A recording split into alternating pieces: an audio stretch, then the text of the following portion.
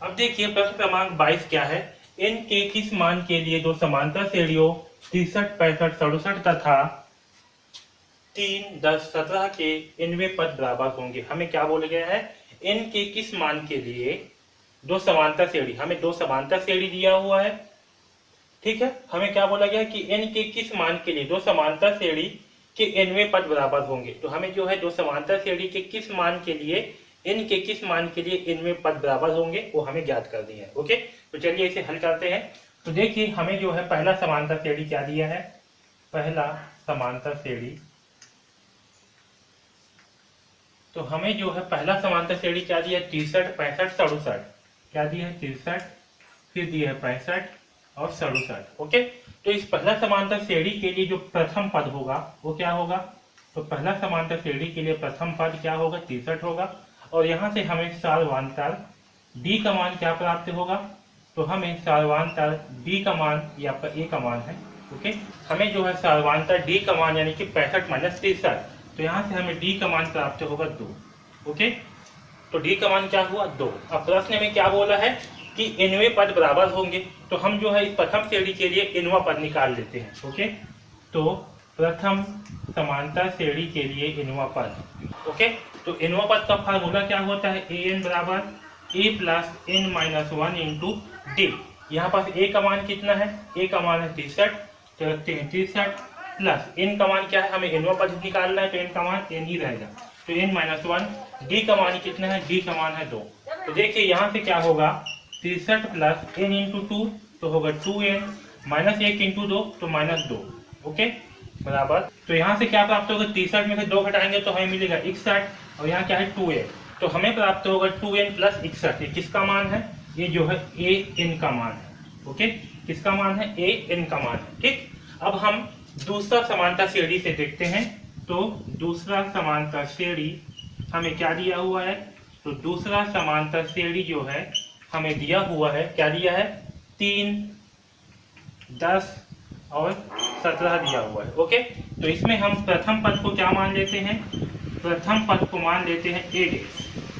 Okay, तो प्रथम पद a डैश का मान कितना होगा, 3, और यहाँ से जो है हम सार्वधातर को मान लेते हैं d डैश। तो यहाँ से d डैश का मान क्या होगा, तो क्या है 3 और 10, तो होगा 10 माइनस 3 यानी कि 7। ओके, तो हमें जो है d डैश का मान क्या प्राप्त होगा, 7, 10 माइनस 3 यानी कि 7। ठीक है, अब आगे देखिए, तो a डैश का मान क्या है 3 और d डैश का मान क्या है 7, तो इसका भी हम क्या करेंगे, nवां पद निकाल लेते हैं। तो दूसरा समांतर श्रेणी का, तो nवां पद का मान क्या होता है, an बराबर होता है, ये होगा a डैश n, क्योंकि हम इसमें a डैश लिए हैं, a डैश n बराबर a dash plus n minus 1 into D dash. Okay, a dash का मान क्या है, ये आपका a डैश n ही होगा। a डैश का मान क्या है, तो a डैश का मान है 3, तो यहाँ लिखते हैं 3 प्लस n का मान n ही होगा, तो n माइनस 1।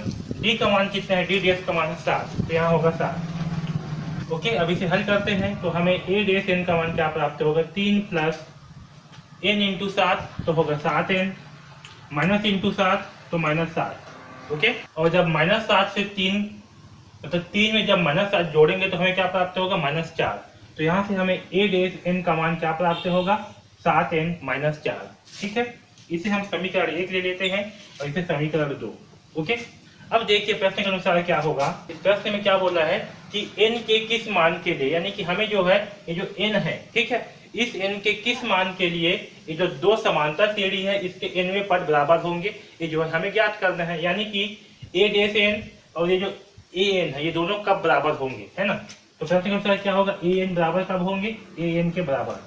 ठीक, हमें जो है n के किस मान के लिए nवें पद बराबर होंगे वो ज्ञात करनी है। nवें पद क्या होंगे, बराबर होंगे, ऐसे बोला गया है, तो क्या होगा, nवां पद बराबर। तो an का मान क्या है, an का मान है 2n प्लस 61, तो यहाँ होगा 2n प्लस 61 बराबर a डैश n का मान क्या है, 7n माइनस 4। ओके, इसे हल करते हैं, तो 2n को इस तरफ पक्षांतर करते हैं और 4 को इस तरफ पक्षांतर करते हैं, तो क्या होगा, 61 प्लस 4 हो जाएगा, यहाँ माइनस है 4 तो क्या होगा, प्लस हो जाएगा, यहाँ 7n है तो क्या हो जाएगा, माइनस 2n। ओके, तो यहाँ 61 और 4 कितना होगा, ये होगा 65 बराबर 7n में 2n घटाएंगे तो क्या प्राप्त होगा हमें, 5n। और यहाँ से जब इस 5 के पक्षांतर करेंगे तो क्या होगा, 65/5 बराबर n। तो यहाँ से देखिए 5 एकम 5, 5 से जो है 65 को भाग करेंगे तो 5 एकम 5, ओके।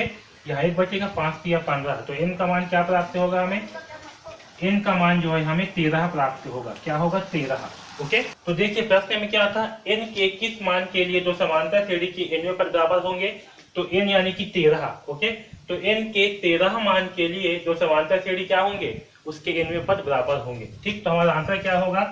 n के 13वें मान के लिए, n के 13वें मान के लिए आगे लिखना पड़ेगा आपको, दो समांतर श्रेणी,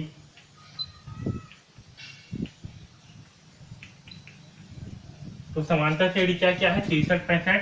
तो आपको जो है ऐसे लिखना पड़ेगा कि n के 13वें मान के लिए दो समांतर श्रेणी 63, 65 व 3 10 के nवें पद बराबर होंगे, ओके।